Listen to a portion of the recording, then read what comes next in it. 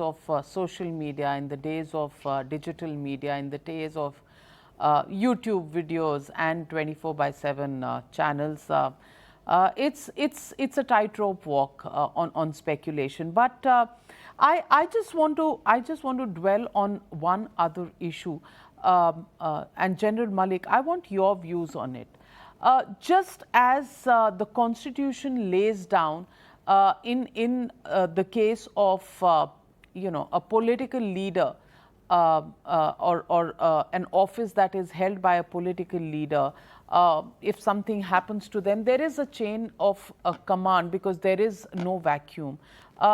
Do you think in the situation of the Chief of Defence Staff, which was the first time anybody occupied that office, was General Bipin Rawat, do you think there is an automatic system that should be in place? Because vacuum in a high office of that kind could have its own fallouts. How do you think this should be structured? Navika, there is never any vacuum. All our subordinates are trained to take over the responsibilities. As far as the CDS headquarters integrated defense staff is concerned, there is a CISC who is there, and the normal routine work that comes, that will carry on, that will go on. And as far as the other three chiefs are there, they are members of the Chiefs of Staff Committee, which is headed by the CDS.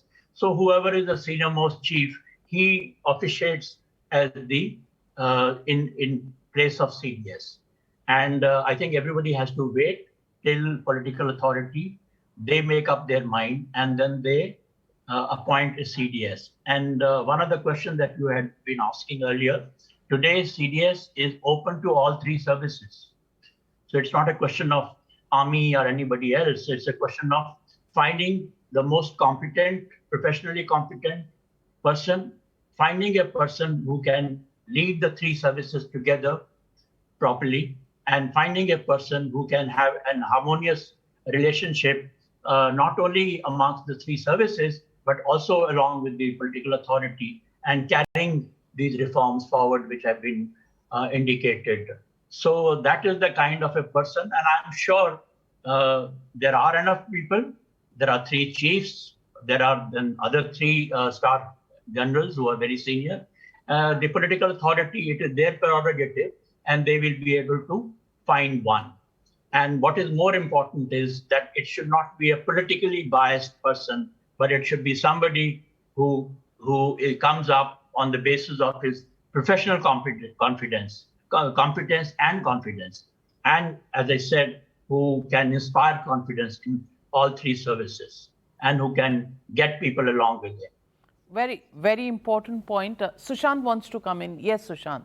Yeah, I just wanted to ask General Malik or Chief Marshal Major a question. When we're discussing about the succession, see, one is the fact that, in General Rawat's case, it was relatively easier because he was the senior most, who was then elevated to the rank of the CDS.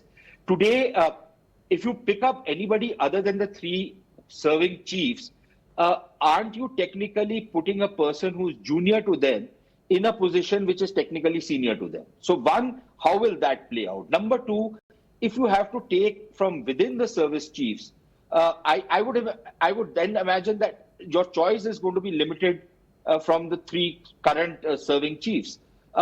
What do the two former chiefs say about that? Because it's just a technical question. How do you elevate somebody junior into a senior position with senior people still serving below him? I don't know how that will work. Well, Air Chief Marshal Fali Major first, and then I'll come to you, General Malik. Sushant, succession, as I had mentioned earlier, especially for a key appointment like the CDS, will be a government prerogative. Now, we must remember one thing, that starting from the commanders-in-chief of commands of the Army, Navy, and the Air Force, and upwards, the chiefs and the CDS, they have reached that position because of what they have achieved in their service career over however many years, which means each one of them is capable and competent to take over in the next rank. Now, if that be the case, what you're referring to perhaps are, in case somebody very junior is picked up, there would be supersessions. Am I right? That's what you mean. And how will that be taken in the service? That's right. Well, there have been supersessions in the services earlier, and the Army, Navy, and the Air Force have continued without any hassles earlier. So I suppose if that were to happen, the armed forces will perhaps have to accept it. But in my personal opinion, when we talk of supersessions for the rank of a CDS, I don't think it would be such a deep selection. I may be wrong in my assumption. It wouldn't be such a deep selection. I don't think so. General Malik, you agree with Fali Homi Major? A deep selection always creates problems. There is no doubt about it. And therefore, as far as possible, it should be kept at a shallow level. I have seen some deep selections in other democratic countries. They've created problems. Pakistan, in any case, is always in trouble because of such things that keep happening there. But in our services, firstly, of course, all the three services, they accept whatever is political authority mandates. We have seen a few supersessions earlier also, and we've not had any big problem.